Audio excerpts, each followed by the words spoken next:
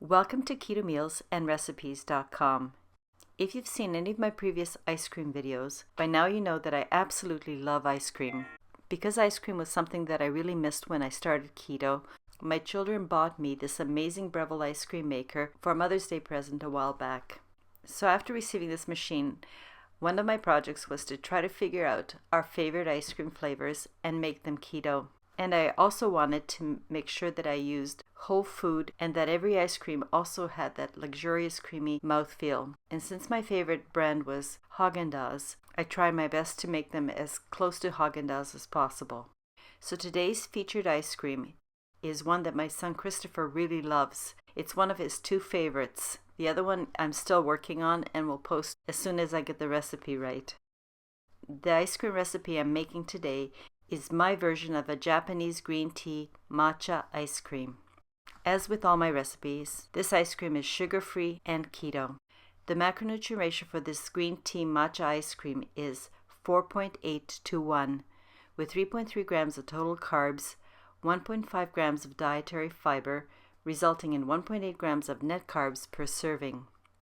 And I know there's several versions of green tea ice cream. This version is going to use a custard because that will make the creamiest base. So let's get started. The first thing is to separate the eggs. You'll only need the yolks, but save the whites, and you can also freeze them for some other recipes in the future. Then weigh out your almond milk, your heavy cream, the matcha powder, and the sweetener which you ground to confectionery powder, and the glucomannan powder. Using this is optional, but I highly recommend it. And here are all the ingredients that you'll need. Pour your almond milk into a pot and warm it over low heat. And when the almond milk is just starting to simmer around the edges of the pot, just remove it from the stovetop momentarily. Pour about 1 cup of this warm almond milk into a small mixing bowl and then add your matcha powder to the warm milk. And whisk until the matcha powder is completely dissolved in the warm almond milk. Next, to the pot which has the rest of the almond milk, add the heavy cream, the dissolved matcha almond milk mixture, and stir all of this very well. Then adjust your heat setting to low and put the pot back on the stovetop. And cook at a very low simmer until the temperature of the liquid gets to 175 Fahrenheit or 80 degrees Celsius. While this mixture is cooking, let's do the second part. To your bowl with the egg yolks, add the confectionery sweetener, and using either a whisk or your electric mixer, whip until the egg mixture is a very pale yellow and has thickened quite a bit.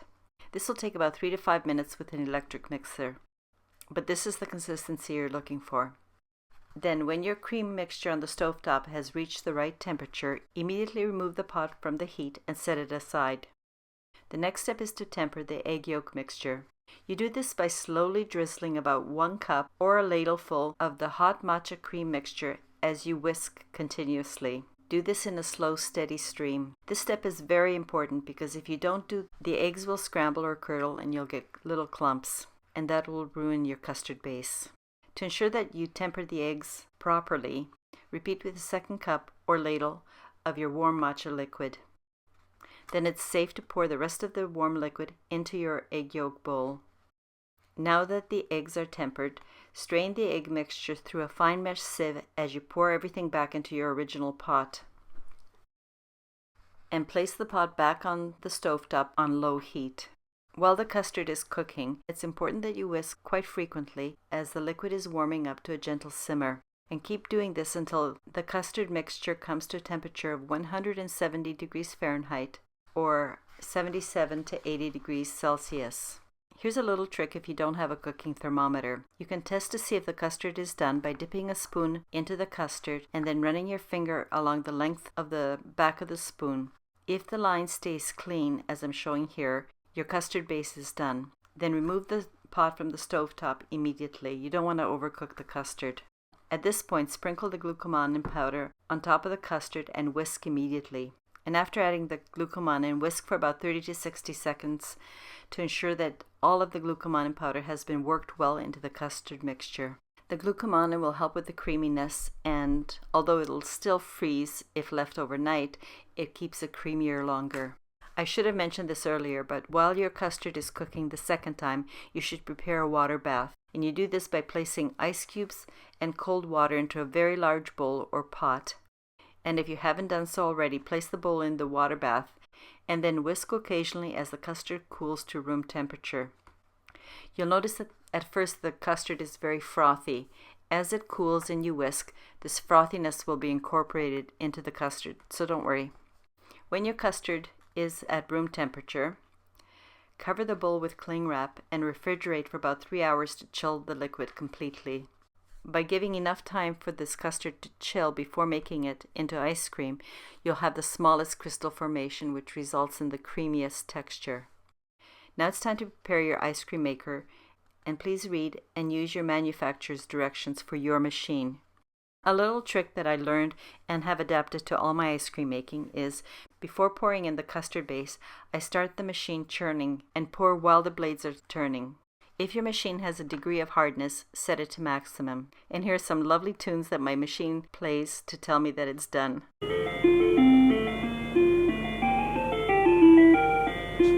Not an important feature, just a fun feature. The ice cream at this point is a very soft serve consistency.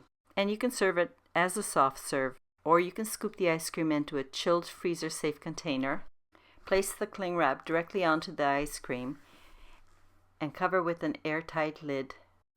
Then place in the freezer for about 4 to 6 and sometimes even 8 hours, or until you can scoop out your ice cream and feel just a teeny bit of resistance.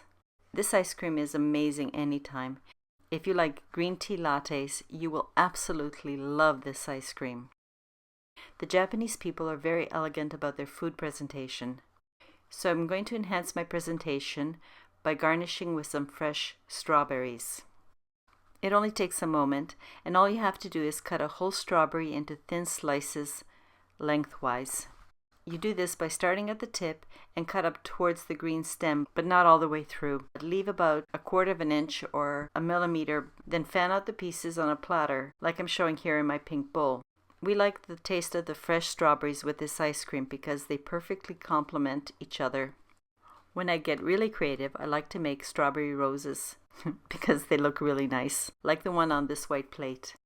My expert taste testers, aka Chris, Alex, and my husband David, love this green tea matcha ice cream, and they enjoyed it so much they asked for seconds and even thirds. The ice cream was all gone in less than 1 day.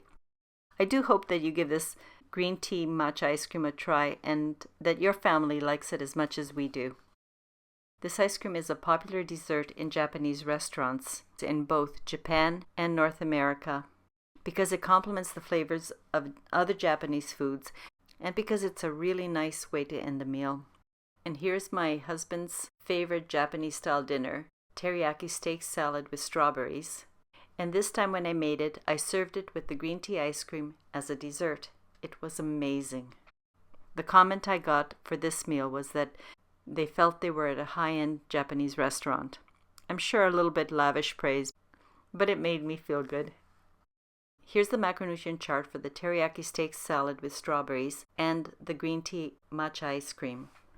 Thank you very much for watching this video. I'd really appreciate it if you would subscribe and please turn on your notification bell and then scroll down to enable all notifications. The link for the printable green tea matcha ice cream recipe as well as the teriyaki steak salad with strawberries video will be posted in the description below.